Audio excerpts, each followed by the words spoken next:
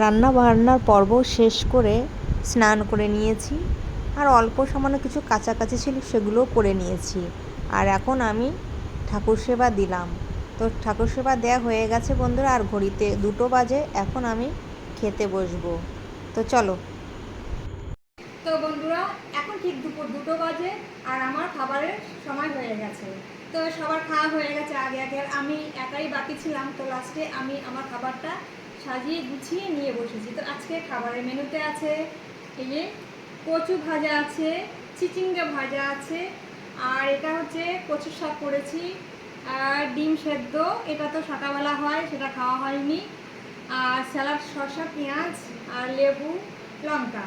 আর এখানে হচ্ছে এটা হচ্ছে মাছের ঝাল, আর এটা হচ্ছে ওই লোটে মাছের চচ্চড়ি ঝিঙে দিয়ে। তো বন্ধুরা, কথা না বাড়িয়ে খাওয়া যাক। কোনোদিনই আমার সকালবেলা জলখাবার খাওয়া হয় না, যেহেতু ঠাকুর সেবা দিই না, সেই কারণে আমিও খাই না। তো সেই ডিমটা এখনই খাচ্ছি। তো বন্ধুরা, আমার মতো কে কে তোমরা এরকম জলখাবার দুপুরে খাবার একসঙ্গে খাও, অবশ্যই কমেন্ট করে জানিও। এবার আমি খাবো কচু শাক লেবু দিয়ে।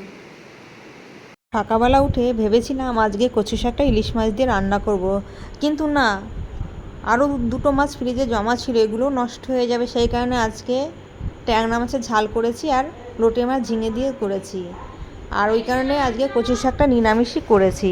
আর সঙ্গে যদি একটু লেবু থাকে তো কচু শাক ইলিশ মাছকেও হার মানিয়ে দেবে নিরামিষ এমনভাবে রান্না করলে পারে। তো বন্ধুরা, ভালোই হয়েছে। ভাজার মধ্যে একটু মিষ্টি না দিলে ভালো লাগে না, হালকা চিনি দিই, খেতে ভালো লাগে।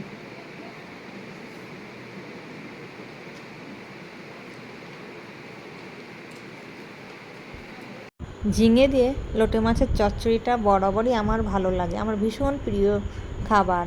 বেশ শুকনো শুকনো করে ফেলেছি, হাতে তুলতে না তুলতেই হাত থেকে খসে পড়ে গেল। আর একটা মাত্র কাটা ছিল, কাটাটাকেও আমি বেছে নিলাম, আর ভাতটাকে মেখে নিলাম। আর এত সুন্দর সুস্বাদু হয়েছে, তোমাদেরকে বোঝাতে পারবো না লোটে মাছের চচ্চড়িটা। জানি না বন্ধুরা, তোমরা কে কেমন খাও এটা। অনেকে হয়তো পছন্দ করো না, কিন্তু আমার ভীষণ ভালো লাগে লোটে মাছের চচ্চড়ি।